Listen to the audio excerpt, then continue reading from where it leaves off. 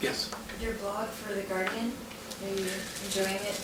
I really did enjoy it. I had to take a break from it because I'm kind of monocommittal.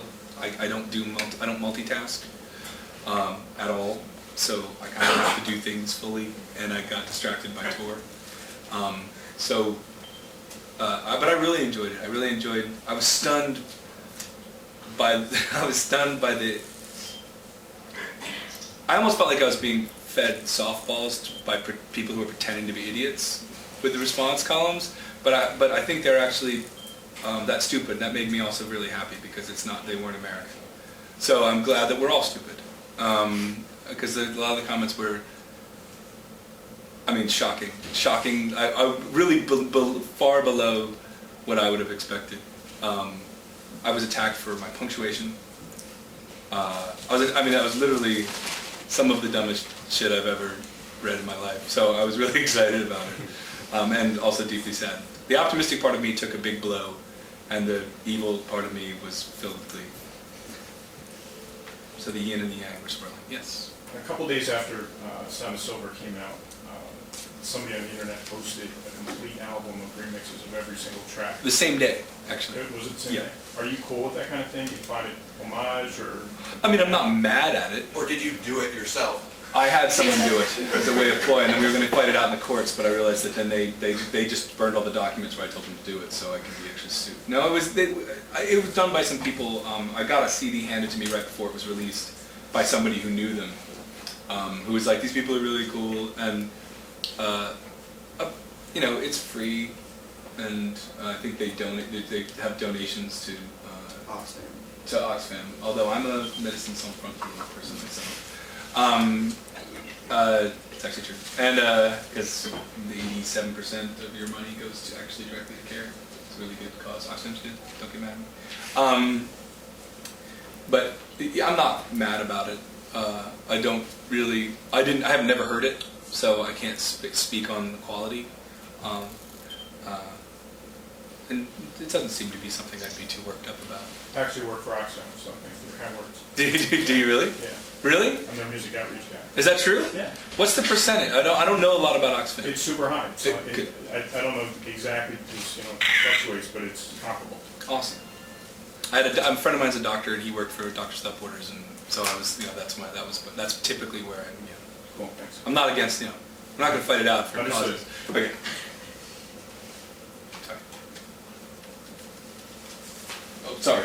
Yeah, you Yes, said yeah. right before the album was going to come out that you thought you had a chance at number one. How did that turn I out? was looking for number 2 because I thought about it more, and I think it would be funnier to copy the Shins directly. It didn't work, but I'm not going to give up. I'd just like to be top 40, just because I think it would be funny to say I'm a top 40 artist.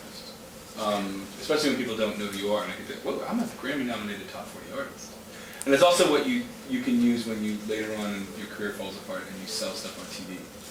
That when they introduce you, it's like, oh, Grammy-nominated top 40 artist. Like it's like part of a lot. I can't say that now.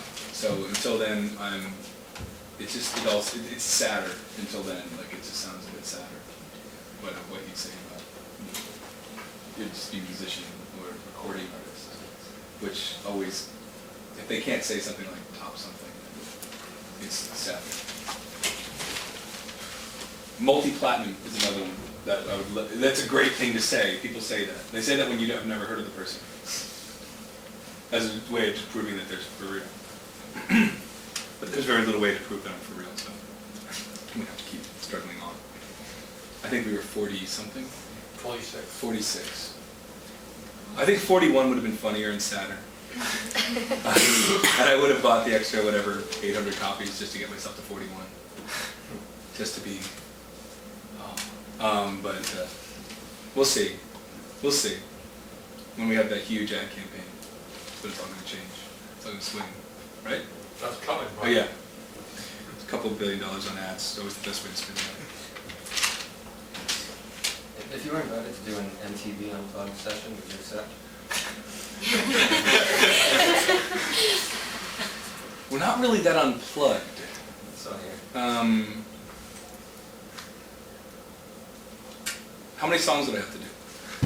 9. 9. Jesus. I can do 2.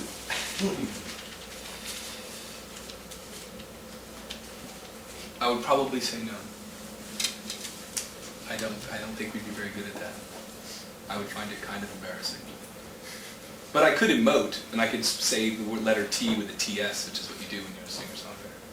Time. When you say time. I could do that then. You could clearly hear me say things like, time.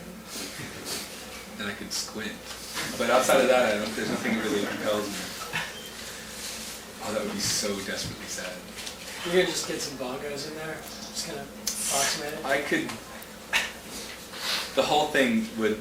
You wouldn't be able to. I wouldn't. Well, they wouldn't be loud enough to hear me crying and laughing to myself. So I think it would be destroyed.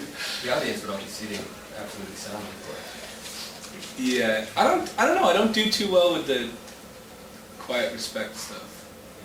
I think the self-consciousness would be too much. I think I like it about 130 dBs, and I don't think it's my forte, which is French.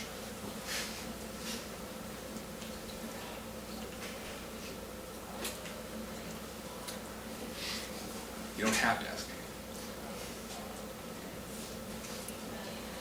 Did you grind your teeth tonight? I don't.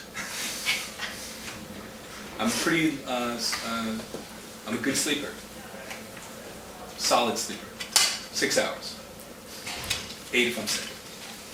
I'm now sick, I'm at 8. Are you a breakfast person? It's my favorite meal of the day, but I never eat it. But the food is my favorite. I like pancakes. I like eggs. I make very good potatoes. Cube potatoes, about sugar cube size. Rosemary, garlic, onion, salt, cracked pepper. A little bit of ichimi sauce, ichimi powder. Spicy. A little, not too much, don't go crazy. But fresh, a lot of fresh rosemary. Cook them all, flip them all individually, kind of a pain. And they get a little bit, and overcook them a little bit, and they become, and then soak the oil out of them. Very nice. Yes. Boxers or briefs? Roxers. Awesome. Okay. This was, thank you very much.